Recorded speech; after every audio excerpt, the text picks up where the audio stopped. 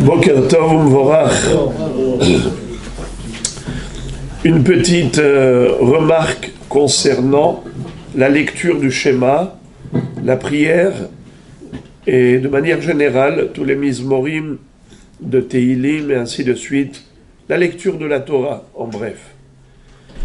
Il y a une importance à prononcer correctement les mots en hébreu pour que ça puisse conserver tout son sens. Parfois, le changement de prononciation peut changer également le sens du mot. Alors, je voudrais parler du Sheva. Il y a plusieurs voyelles. Et certaines voyelles sont considérées comme Tenora Gdola, des grandes voyelles, et d'autres sont considérées comme Tenora Ktana, des petites voyelles. L'importance de savoir lesquelles sont considérées grandes ou petites, c'est par rapport au Sheva. Le Sheva, c'est le et. Ce sont deux points superposés, un point sur l'autre. Ça s'appelle Sheva. Le Sheva, il a deux prononciations possibles. Soit il est Sheva Nah, soit il est Sheva Na. Soit c'est un Sheva muet, soit c'est un Sheva parlant, c'est-à-dire qui est prononcé. Dans quel cas il est prononcé, le Sheva, et dans quel cas il n'est pas prononcé? Lorsqu'il est au début d'un mot, il sera toujours prononcé « et », comme « Vehaya imshamoa tishmeru ». Au début d'un mot, sans aucune exception, le Sheva sera toujours prononcé « et ». Maintenant, si c'est au milieu d'un mot, dans quel cas oui, dans quel cas non? Si il vient après une Tenora Gedola, alors oui, il faut le prononcer. S'il vient après une Tenora Ktana, on ne le prononce pas. Il est muet. C'est comme s'il n'existe pas. Par exemple, ce Shabbat, il y avait des jeunes qui ont participé à la lecture, je leur ai fait remarquer. Par exemple, on dit Pokeyach Iverim. On ne dit pas Pokeyach Iverim. Pokeyach Ivrim. Comme si dans le Vav, il n'y avait pas du tout de Sheva. Pourquoi? Alors, c'est parce qu'il vient après une Tenora Ktana. Parce qu'il vient après une petite voyelle. Qu'est-ce que c'est que cette petite voyelle ou grande voyelle? Alors, nous avons un mnémotechnique pour se souvenir quelles sont les petites voyelles, plutôt les grandes. Avec les grandes, et après on sait que les autres, c'est les petites. Pituhe Hotam. Pituhe Hotam. Pituhe Hotam, ce sont deux mots qui n'ont pas de rapport avec ce qu'on veut, mais juste pour se rappeler des voyelles.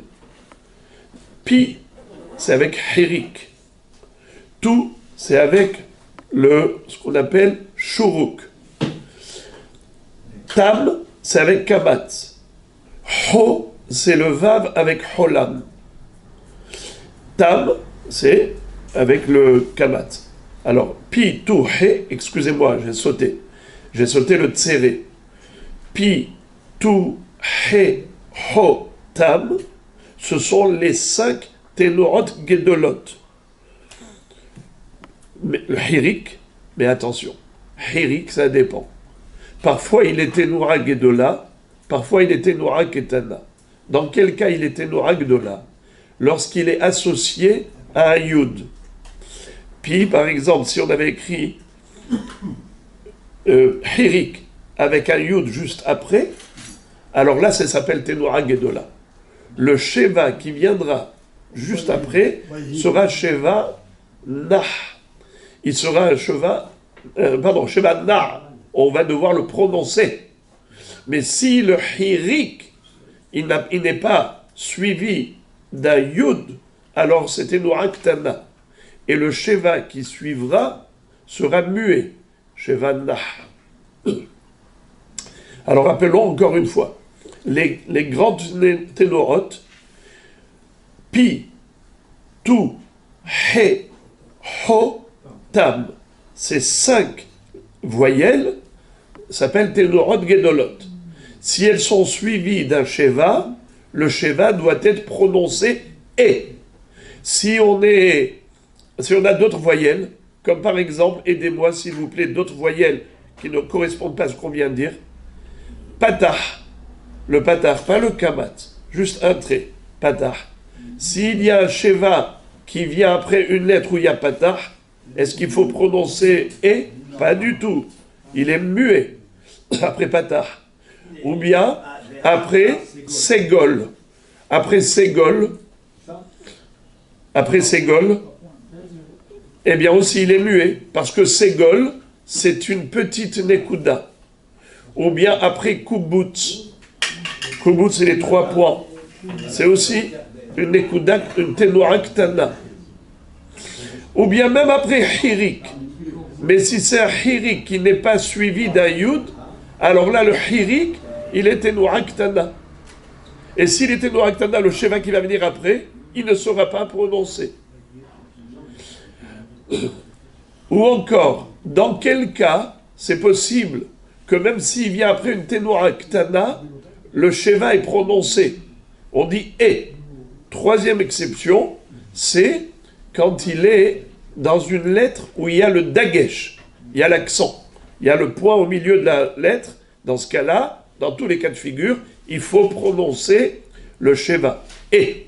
Alors, répétons dans quel cas on va devoir dire et. On doit le prononcer, c'est shevana. Dans quel cas? Premier cas, au début d'un mot. 2e cas, s'il y a un dagesh dans la lettre. 3e cas, s'il vient après une tenora gedola. Dans quel cas il n'est pas prononcé? C'est lorsqu'il est au milieu d'un mot et qu'il n'y a pas de dagesh et qu'il vient après une tenora ketana. Donc ça c'est la règle de manière générale. Alors, par exemple, vous avez donné un très bon exemple, Rabbi Yeshua, vous avez donné un bon exemple. Ve'ahavta et Hashem Elokecha. Pourquoi on ne dit pas Ve'ahaveta? Pourquoi on dit Ve'ahavta? Parce qu'il vient, le Sheva du bête, il vient où? Après un patah. Patah, c'était Noa Ktana. Donc voilà, on ne le prononce pas. Mais s'il vient après Noa Gdola, il faut le prononcer. Bouchim Tiyu. Maintenant, dernière précision. Parfois, le Sheva, il transforme le kamat qui le précède en o. C'est-à-dire que comme si on avait hataf kamat qui fait o, alors ça dépend, parfois oui, parfois non. Par exemple, shomra, et parfois c'est shamera. De quoi ça dépend? Pourtant, c'est toujours un kamat dans le shin. Ça dépend s'il y a un hefsek, une interruption, ce qu'on appelle un meteg ou garia, on peut l'appeler comme on veut, ou meteg ou garia. Si on met meteg entre le kamat et le sheva, alors on va dire que c'est séparé, shamera. Mais si il n'y a pas de meteg, il n'y a pas d'interruption, c'est comme si c'était hataf kamat, shomra. Voilà, Bouchim Tiv.